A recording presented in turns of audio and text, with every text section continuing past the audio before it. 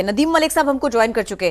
ندیم صاحب، یہ تفصیلی فیصلے کے بعد میں معاملہ الجھا سلجھا، بات وہیں پہنچ گئی جہاں سے چلی تھی. آپ کیسے دیکھتے ہیں اس کو؟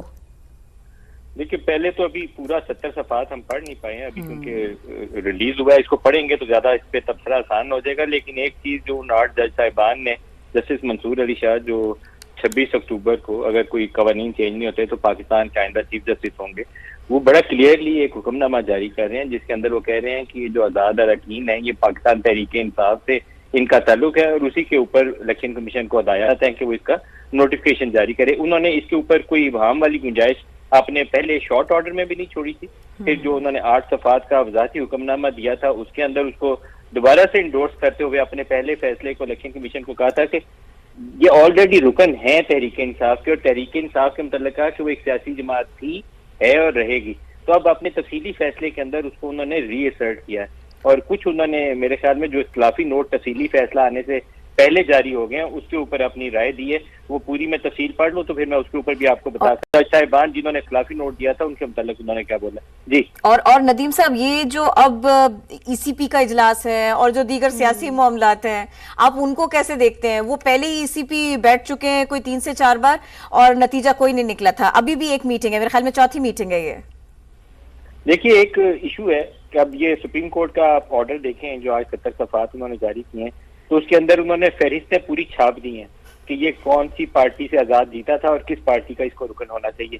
اس کے بعد اس میں ایمبیگوٹی نہیں رہتی. ایمبیگوٹی تب ہوتی ہے، ابہام تب ہوتا ہے کہ اس حکم نامے کے اندر کوئی گنجائش رہ گئی ہو کہ تحریک انصاف پتہ نہیں سیاسی جماعت ہے کہ نہیں، یہ لوگ پتہ نہیں تحریک انصاف کے ہیں کہ نون لیگ کے ہیں یا انڈیپینڈنٹ ہے. سپریم کورٹ حکم نامے کے اندر لکھ رہی ہے کہ پی ٹی آئی ایک پولیٹیکل پارٹی ہے اور یہ سارے لوگ اس جماعت سے بلونگ کرتے ہیں، اور ای سی پی کو کہا گیا ہے کہ اس کا نوٹیفکیشن جاری کرے. ایمبیگوٹی نہیں ہے یہاں پر. ایک ادارہ جاتی تصادم ہے، انسٹیٹیوشنل کلیش جس کو ہم بولتے ہیں. تین اداروں کا ٹکراؤ ہے. ایک طرف آپ کی ایگزیکٹو ہے، دوسری طرف سپریم کورٹ آف پاکستان ہے، اور تیسری طرف الیکشن کمیشن آف پاکستان ہے. اور اس ٹکراؤ میں اگر کہیں کہ فیصلے سے کمی آ جائے گی تو وہ میرا خیال ہے نہیں آئے گی. فیصلے سے ہو سکتا ہے کچھ چیزیں کلیریفائی فردر ہو جائیں، لیکن یہ تناؤ والی کیفیت، یہ ٹکراؤ والی کیفیت میرا خیال ہے کہ یہ آئندہ آنے والے دنوں میں کنٹینیو کرتی ہوئی ہمیں نظر آئے گی، ختم ہوتی ہوئی نظر نہیں آئے گی. اور جو بالخصوص سیاسی معاملات ہیں، ایک جلسہ پی ٹی آئی نے کر دیا. میں بالکل ملا نہیں رہی ان دونوں معاملات کو، ایسے ہی ایک ریفرنس دے رہی ہوں میں ندیم صاحب، کہ ایک طرف پی ٹی آئی جلسہ کر دیتی ہے، دوسری طرف وزیر اعظم یہ کہہ دیتے ہیں کہ ہم محنت کریں گے، ہم کام کریں گے، ہم جلسے نہیں کریں گے، یہ وعدے پورے کرنے کا وقت ہے. ایسے میں کوئی سیاسی معاملہ آپ کس طرف جاتے ہوئے دیکھ رہے ہیں؟ ٹیمپریچرز کہیں ایسا لگتا ہے کہ ٹھنڈے پڑ رہے تھے، آگے ایسا دکھائی دیتا ہے آپ کو؟ نہیں، ابھی 3-4 ماہ ابھی یہ تناؤ والے ہیں بہت زیادہ شدید قسم کے، کیونکہ جو کانسٹیٹیوشنل پیکج حکومت لانا چاہتی ہے یا تو اس کے لیے ایک across the party line consensus develop کرنے کی کوشش کریں جس میں پی ٹی آئی کا بڑا کردار ہوگا اور ساتھ مولانا فضل الرحمان کا. اگر یہ دونوں ایک پیج پہ آ جاتے ہیں، کچھ ایسی ترامیم ہے جس کے اوپر ان کا اتفاق رائے موجود ہے، کچھ ایسے ایشوز ہیں جس پہ اوپر اختلاف رائے ہے، حکومت اس سے پیچھے ہٹ جائے، تو پھر تو ہوگا کہ تمام پارٹیز آن بورڈ آ جائیں گی، پھر تو وہ معاملہ ڈویبل ہو جائے گا. لیکن اس کے بغیر حکومت اگر آئینی ترامیم کی کوشش کرے، جو ابھی کوششیں کی جا رہی تھی کہ 41 ممبر جو پی ٹی آئی کے ابھی تک الیکشن کمیشن آف پاکستان نے نوٹیفائی نہیں کیے، تو ان کے ووٹ حاصل کر کے یہ ترامیم کر لی جائے، کیونکہ 2/3 ان کے پاس نہیں ہے، نہ سینٹ میں ہے نہ قومی اسمبلی میں ہے. تو وہ ایک ایسی متنازع صورتحال ہے، اور اب تفصیلی فیصلے کے بعد اس میں تنازع میں اضافہ ہوا ہے، کمی نہیں آئے گی، کیونکہ آرڈر تو یہ ہے کہ یہ سارے ممبرز پی ٹی آئی ہیں. تو اب یہ ایک مشکل ہے حکومت کے لیے بھی اور ای سی پی کے لیے بھی. جی ٹھیک، ندیم صاحب ساتھ ہی موجود رہے گا. منیف فاروق صاحب بھی ہمیں جوائن کر چکے ہیں. بہت شکریہ منیف صاحب سما کو وقت دینے کے لیے. آپ کیسے دیکھتے ہیں اس حوالے سے جو ایک انالیسس ڈیولپ کرنے کی کوشش کی جا رہی ہے؟ یقیناً گفتگو آپ بھی سن رہے ہوں گے کہ ایک انسٹیٹیوشن کلیش معلوم ہو رہا ہے اس تفصیلی فیصلے کے بعد. کیا کامنٹ کریں گے منیف صاحب؟ جی بالکل بات درست ہے آپ کی کہ یہ انسٹیٹیوشنل کلیش ہے، اور اس میں صرف اب اضافہ ہوگا آنے والے کچھ دنوں کے اندر، کمی نہیں ہوگی. اور اس ججمنٹ کے اندر بھی آپ کو واضح طور پر یہ لگے گا اور لگ رہا ہے کہ منصور علی شاہ صاحب نے بھی خفگی اور غصے کا اظہار ہی کیا ہے اس فیصلے کو لکھتے ہوئے. البتہ جو تعویل انہوں نے پیش کی ہے جو وہ میجورٹی اوپینین ہے اور قابل عمل بھی وہی ہے، اور سب کے اوپر ذمہ داری بھی ہے کہ اس پر عمل کیا جائے. لیکن فرق صرف یہ ہے کہ اس پر عمل ہو نہیں رہا اور عمل ہوتا ہوا نظر بھی نہیں آ رہا.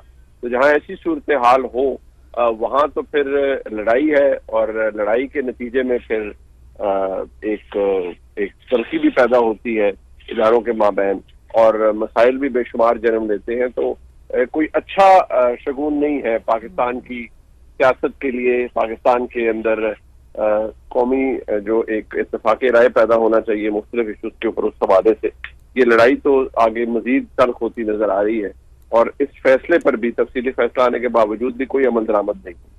اور ابھی ندیم صاحب بھی ساتھ ہیں تو وہ یہ کہہ رہے تھے منیب صاحب کہ اگلے 3 سے 4 ماہ تلاطم ہی تلاطم ہے، کیونکہ یہ انتشار بھی قانونی معاملات کا اپنی جگہ رہے گا اور سیاسی معاملات بھی اسی طرح سے چلیں گے. آپ کو بھی ایسے ہی لگتا ہے؟ جی بالکل، اس میں کوئی شک نہیں. ندیم علی صاحب بالکل درست فرما رہے ہیں، اور ایسا ہی ہوگا. اور اس میں آپ کو چند نہایت ہی ناخوشگوار لمحات کا بھی سامنا ہو سکتا ہے، جہاں پر باقاعدہ طور پر ادارے یہ کہیں کہ ہمارے فیصلوں پر عمل درآمد نہیں کیا جا رہا، اور دوسری طرف سے بھی جواب اسی زور سے آئے گا کہ آپ کے فیصلوں کے اندر سیاست کی بو آتی ہے، اس لیے ان پر عمل درآمد کرنا ریاست کے حق پہ نہیں ہے. لہٰذا یہ ایک ایسی لڑائی ہے جو کہ اپنے شاید فیصلہ کن مرحلے میں بھی داخل ہو چکی ہے، لیکن یہ ایک ایسی لڑائی ہے جس کے بڑے دورست نتائج ہوں گے پاکستان کے لیے. اور میرے خیال میں ڈیفائننگ مومنٹس ہیں، اور جو حکومت کا تاثر ہے وہ یہ ہے کہ جو میجورٹی آف ججز ہیں وہ بہت زیادہ ٹلٹڈ ہے پاکستان تحریک انصاف کی جانب. وہ جج ڈسپینس نہیں کر رہے، وہ جسٹس ڈسپینس نہیں کر رہے، بلکہ ایک سیاسی جماعت کو فائدہ دے رہے ہیں. یہ حکومت کا موقف ہے، اسی لیے پھر بہت سی چیزوں پر عمل درآمد بھی نہیں ہو رہا. جی، ایک بڑا ڈیفائننگ مومنٹ ہے جس طریقے سے منیب صاحب بھی کہہ رہے تھے. تو ایک یقینی طور پر امپورٹنٹ ڈیسیجن بھی ہے. سپریم کورٹ کے باہر ہمارے ساتھ موجود ہے سہیل رشید. ہم اپنے تجزیہ کاروں کی جانب پہ آئیں گے. سہیل رشید سے 70 صفحات پر مشتمل ہے یہ فیصلہ. جسٹس منصور علی شاہ نے اس کو تحریر کیا. پی ٹی آئی کے مطابق ووٹرز نے ان کے امیدوار ہونے کی وجہ سے ووٹ دیا. پی ٹی آئی کا یہ دعویٰ تھا کہ آزاد امیدوار بھی پی ٹی آئی کے امیدوار ہی تھے. اب یہ سمجھنے کی بہت کوشش کی کہ اتنے آزاد امیدوار کیسے کامیاب ہو سکتے ہیں. آزاد امیدواروں کی کامیابی کے سوال کا کوئی تسلی بخش جواب نہیں دیا گیا. تفصیلی فیصلے میں یہ درج ہے. بالکل. حافظ احسان صاحب ہمارے ساتھ ہی موجود ہیں. حافظ صاحب، آپ نے اس سے پہلے اپنی گفتگو میں بڑی ہی مفصل انداز میں پوری ٹائم لائن بیان کی اور ساتھ ساتھ کچھ سیکشنز کا، آرٹیکلز کا بھی حوالہ دیا. آپ کیا سمجھتے ہیں، چونکہ یہ پارلیمنٹ کی سپریمیسی کا معاملہ ہے، آپ کی موجودگی کا فائدہ اٹھاتے ہوئے جاننا چاہیں گے کہ اس کے آگے لیگل پروسیڈنگز کس طرح سے ہوں گی؟ یہ معاملہ کتنا سلجھتا ہے، پیچیدہ ہوتا نظر آ رہا ہے؟ دیکھیں، اس کے اندر بڑا واضح اب 2 چیزیں ہیں. ایک تو یہ ہے کہ جو 12 جولائی کا آرڈر تھا وہ کنکلوسیو آرڈر نہیں تھا. دوسرا یہ ہے کہ جو 12 جولائی کی پروسیڈنگز تھی اس کے اندر پی ٹی آئی جو تھی نہ اس پروسیس کا حصہ تھی، نہ انہوں نے کوئی پٹیشن فائل کی، نہ انہوں نے امپیچمنٹ کے اوپر گئے، اور نہ ہی کسی سٹیج کے اوپر انہوں نے الیکشن کمیشن آف پاکستان کے آرڈر کو چیلنج کیا. اور اسٹیٹ وے جو ہے وہ سپریم کورٹ آف پاکستان نے at the end of the proceeding جو ہے ان کے متعلق ایک آرڈر جاری کر دیا. اب سپریم کورٹ آف پاکستان جن 2 ایریاز کے اندر جا رہی ہے، ایک وہ جا رہی ہے آرٹیکل 187 آف دی کانسٹیٹیوشن، لیکن 187 آف دی کانسٹیٹیوشن جو ہے وہ بھی subject to law and constitution ہے، جو آپ کا آرٹیکل 175 ہے.